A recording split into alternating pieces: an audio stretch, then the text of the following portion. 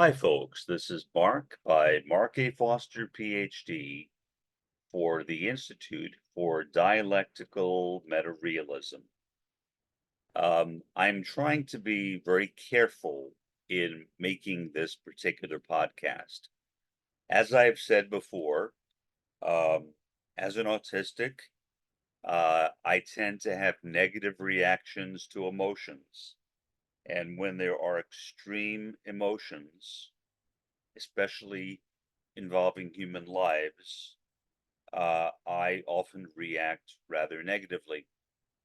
And those reactions are sometimes displayed in my interactions with others. Not usually, but sometimes.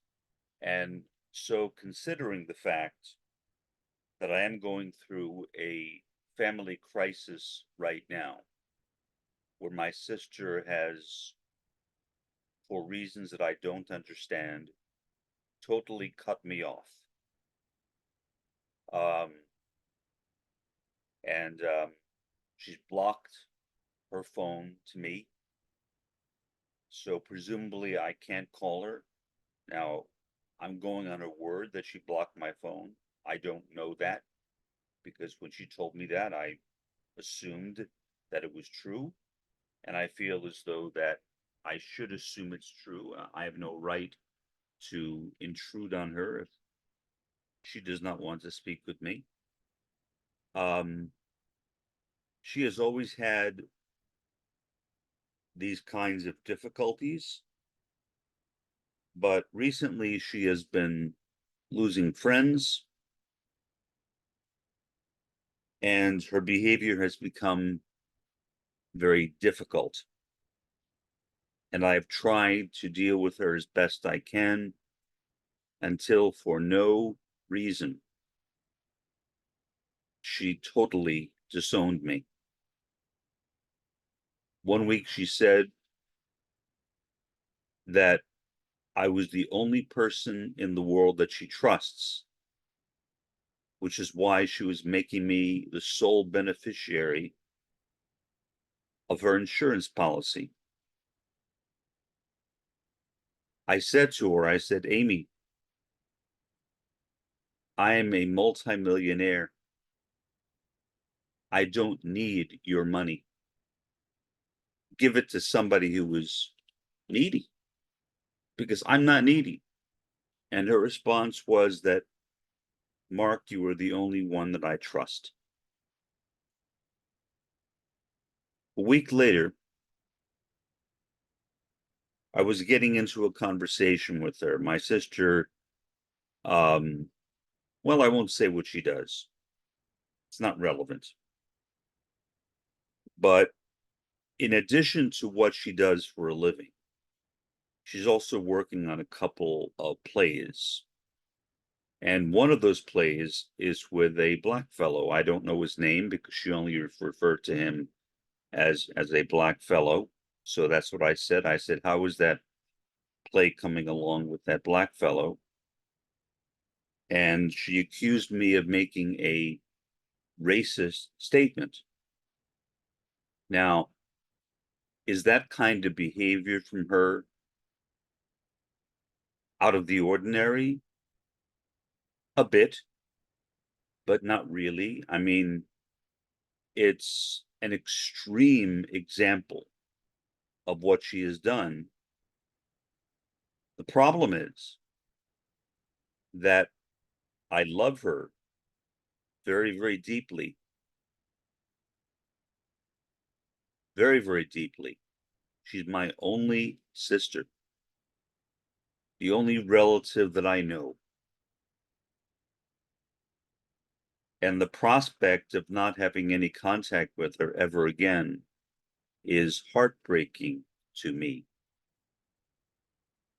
And it appears that that's what might happen. As an autistic, I spoke with my psychiatrist about that. He has also met Amy, so he knows a bit about her and her difficulties. He said I should not allow her to get to me. I shouldn't become too wrapped up in her problems.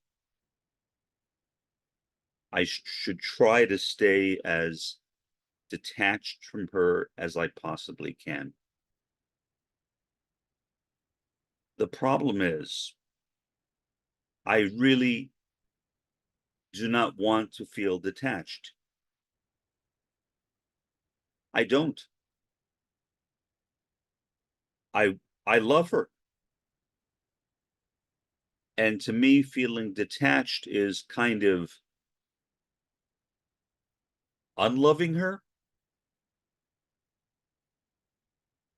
It simply does not feel right to me. I had not planned to mention this in this video. My sister is a very private person, so I avoid mentioning her full name. And she doesn't like it when I talk about her. But given the circumstances when she has placed me completely outside of her life, my feeling is, what does it matter? How is it relevant anymore? I feel as though I need to reach out to her in some way, which I've tried to do by email, which didn't work. She was very curt in response to me by email. My psychiatrist thought that maybe she feels a sense of abandonment, which he said is common among people with borderline personality disorder.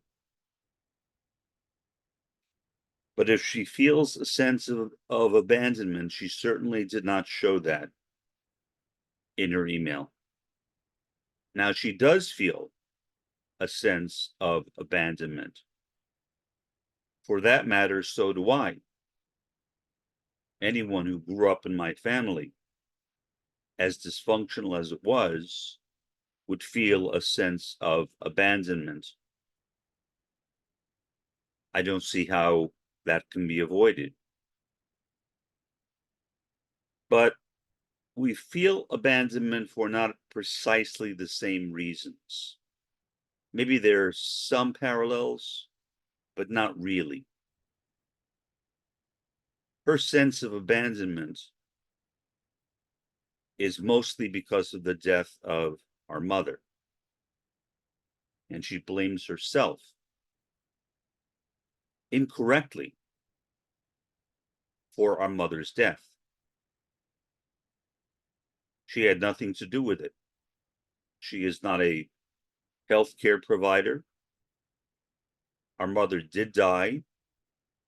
The people who were responsible should have been sued for malpractice. They were not, because my sister was not in a shape or a state of mind to do anything.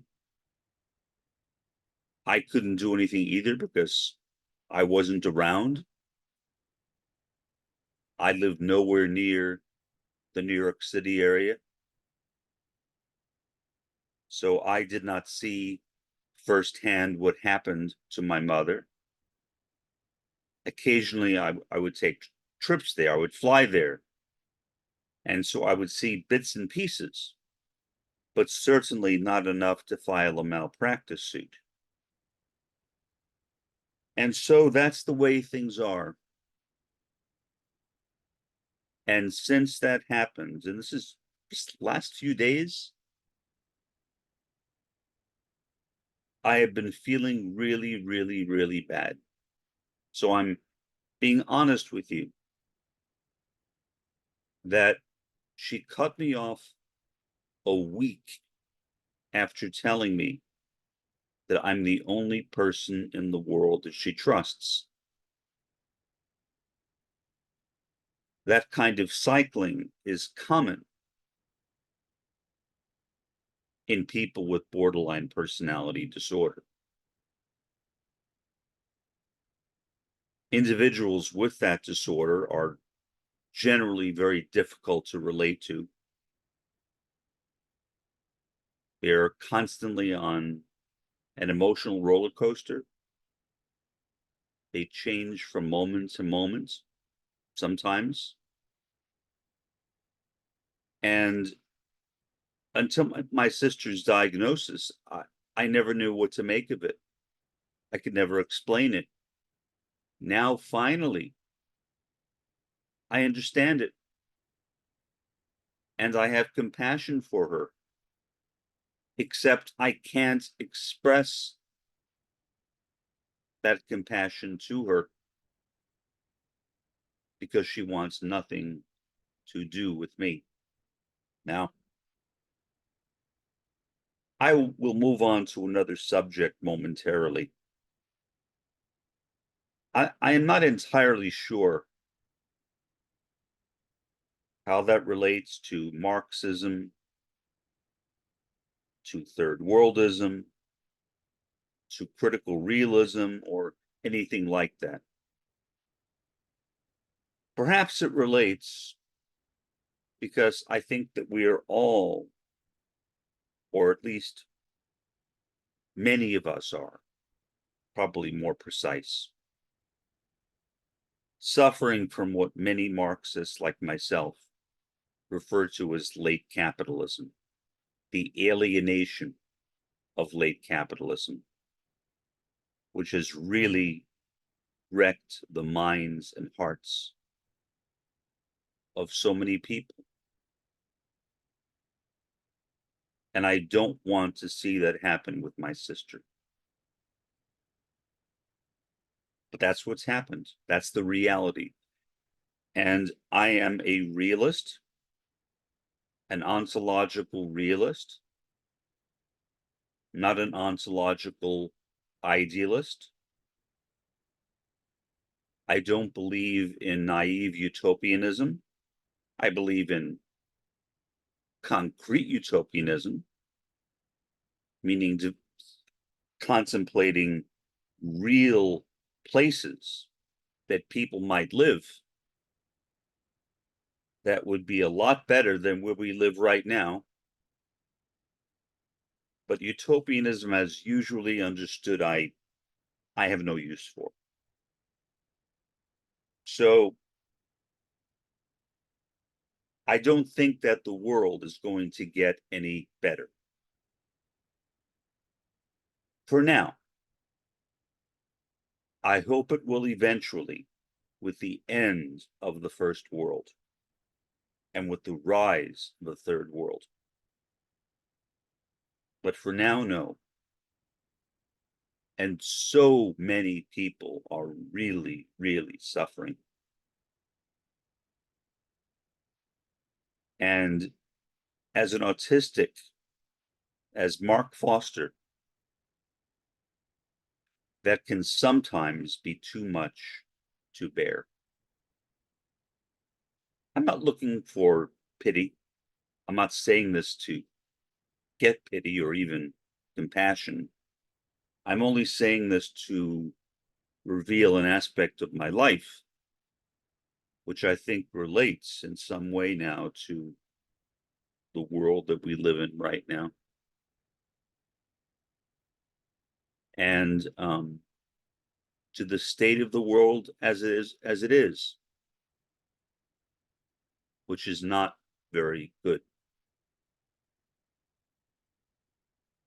So to avoid depressing myself any more than I already have, I will simply end this subject and move on to the subject that I had intended to discuss, which is Amalek.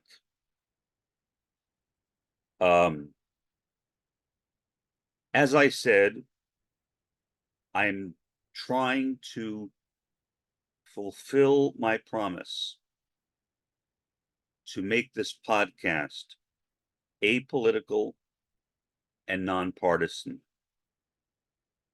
Part of that is because of me, an autistic. When I discuss political issues, I get very downtrodden.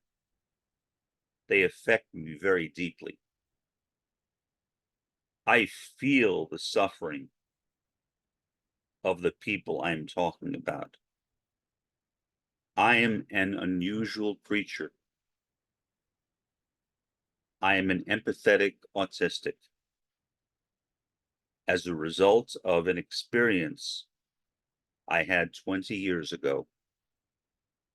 And no, I won't get into the specifics right now, but it was a kind of mystical experience.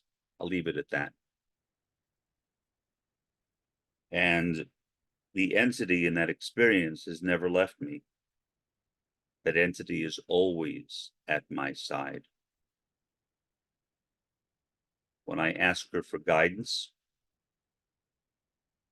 she provides it for me. Sometimes in my dreams, sometimes through events in my life, and sometimes by thoughts that simply pop into my head. So I'm trying to avoid too much political talk for that reason. But I will mention something briefly as apolitically as I can because of the recent discussions or attempted justifications of killing Palestinians. And this is not made up. This is not from critics. This is what officials themselves have said, and they are referring to this verse. And so now I will briefly look away from the camera and read you that verse. This verse is from 1 Samuel chapter 15 in the Tanakh, the Old Testament. Samuel also said to Saul, the Lord, which is a rendering of Jehovah or Yahweh, the so-called tetragrammaton, the Lord sent me to anoint you king over his people, over Israel. Now, therefore, heed the voice of the words of the Lord. Thus says the Lord of hosts, I will punish Amalek for what he did to Israel. Bear in mind, this is talking about ancient Israel, not modern day Israel. Let me start that sentence again. I will punish Amalek for what he did to Israel, how he ambushed him on the way when he came up from Egypt.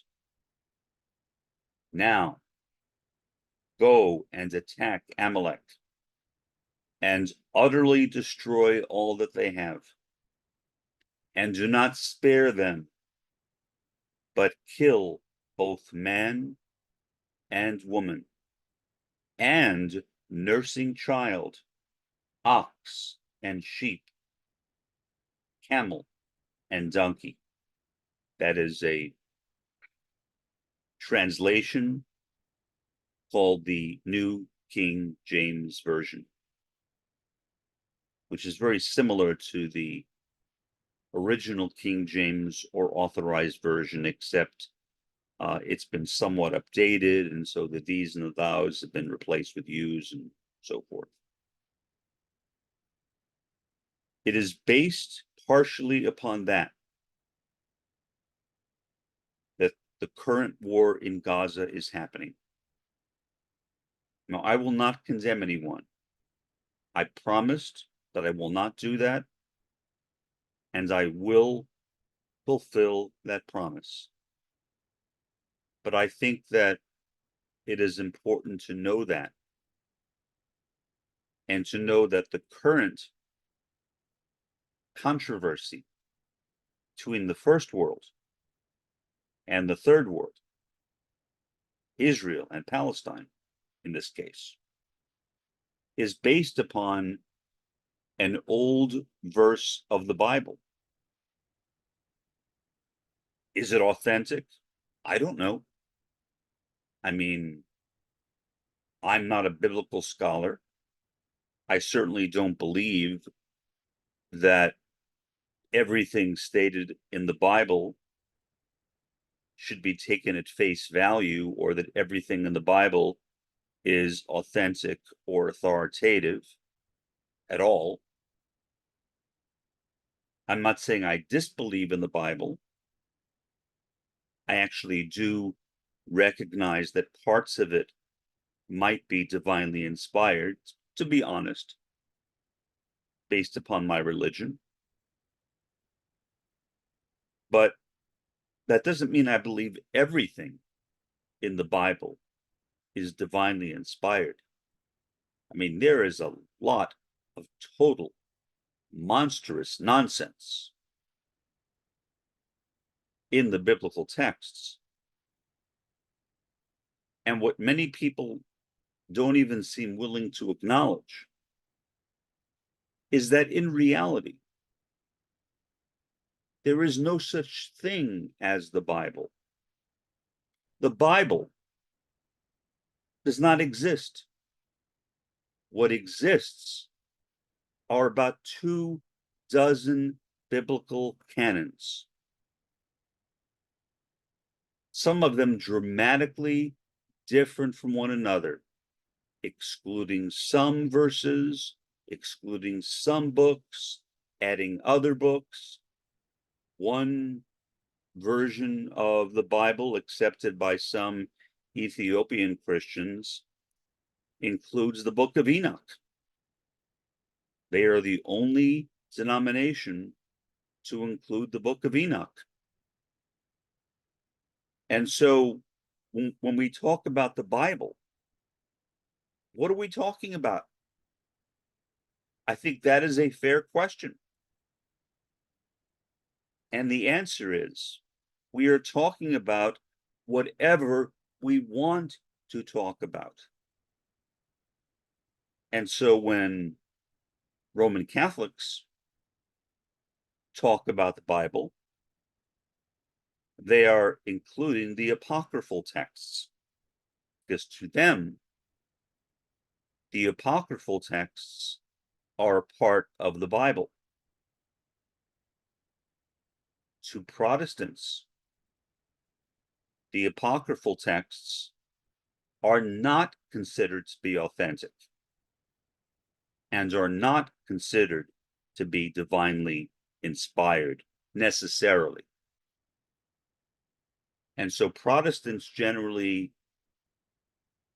do not use the Apocrypha, whereas Roman Catholics do. That's a simple example. I picked it because it uses two different forms of Christianity that most Westerners would be familiar with. But there are a lot of others which are not commonly found in the Western world, a lot of other Bibles or biblical canons. And so I must say that when I read the various texts of the Protestant or Roman Catholic or other biblical canons, I hate much of it. And I don't feel that that is a bad thing to say, because I don't think that it was divinely inspired. The Bible was, after all, written by ordinary human beings like you and I. It is possible that certain portions of it might have been inspired, possible. It is possible that certain portions may be true and other portions may not be true. And as an ordinary mortal, I have no way of making that distinction. But it seems as though the people who are perpetrating this war on Gaza, and I'm being as careful as I can, accept that verse on face value. Now, whether they really accept it or they are simply pretending to, I can't read their minds. I know that a lot of Israelis are actually secular Jews. They don't believe in the infallibility or inerrancy of the Tanakh, what Christians call the Old Testament. They don't believe it. I don't know exactly what Benjamin Netanyahu believes on that. I don't know whether he accepts some things and not accepts others. I have no idea, but it appears to me that that verse I read, that horrendous, disgusting verse I read, at least to me disgusting, maybe I'm taking it out of context. I will admit that possibility,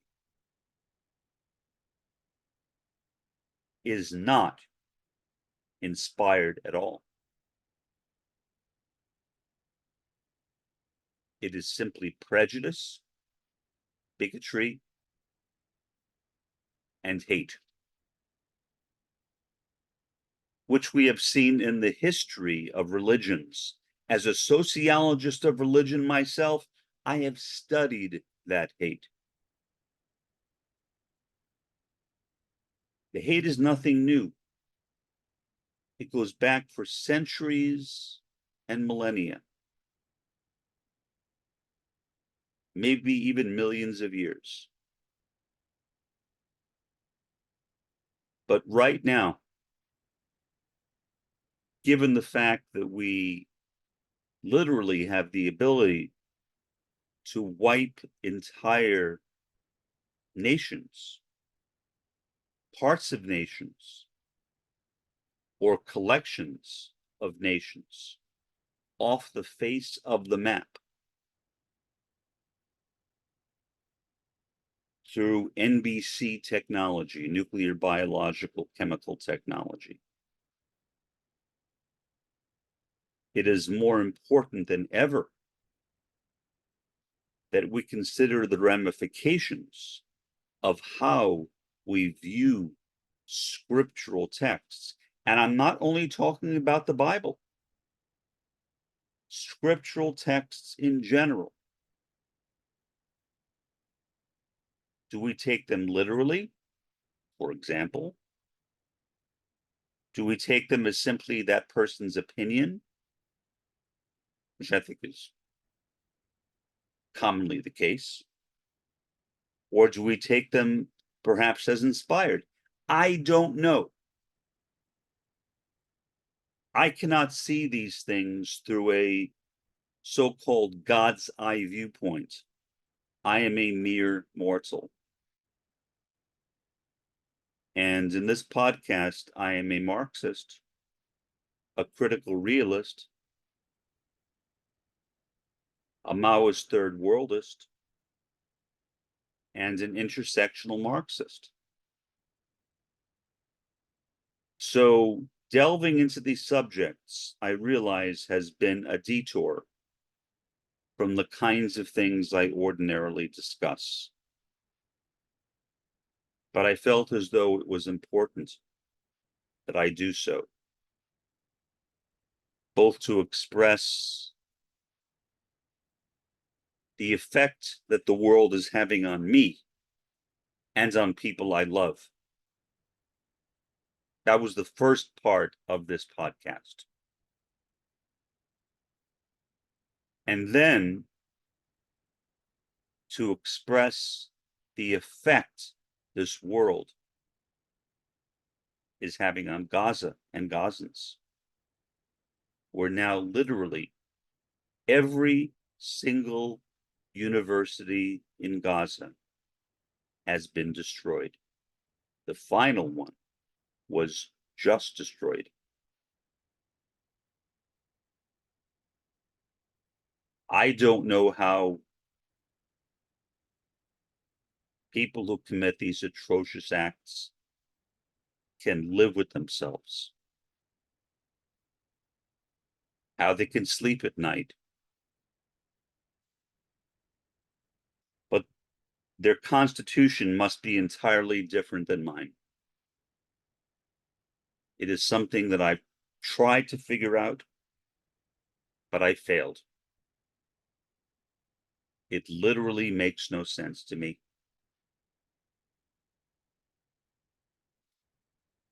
Do I wish it did?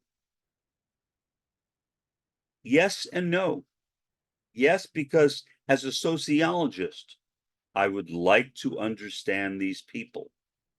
That's what sociologists do. We study people. But no, as a human being, because I feel like understanding these people would be like getting inside of their heads and experiencing the world as they experience it. I don't want to do that, even for a moment. I do not want to see the world through their eyes. I just don't. So maybe that's a violation of my cherished empathy, which I've only had for about 20 years as an autistic.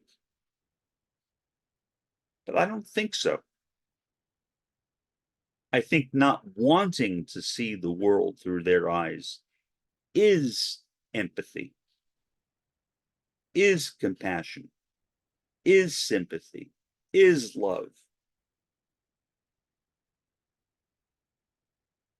Because if that isn't love, what is love? If we do not care for those less fortunate than ourselves, whether my sister at this point or the Gazans, who are we? What are we? Are we really even human beings? Or Homo sapiens? That's a biological category. More specifically, I guess, Homo sapiens sapiens. But to me, being a human being is an attainment. And it is an attainment that not all Homo sapiens sapiens have experienced. So, with that in mind, I've tried to be as careful as I could. If I failed, I'm sorry. But I've tried. I have tried not to step onto the mountain or the valley of partisanship and politics. Because aside from upsetting me, I don't think that does the world any good. What the world needs is communism. And it is only right now the third world that can deliver that. The first world for now is, in my opinion, beyond the ability to serve us in that capacity. This has been Mark by Mark A. Foster, Ph.D., for the Institute for Dialectical Meta-Realism. Have a pleasant day and an even better day tomorrow.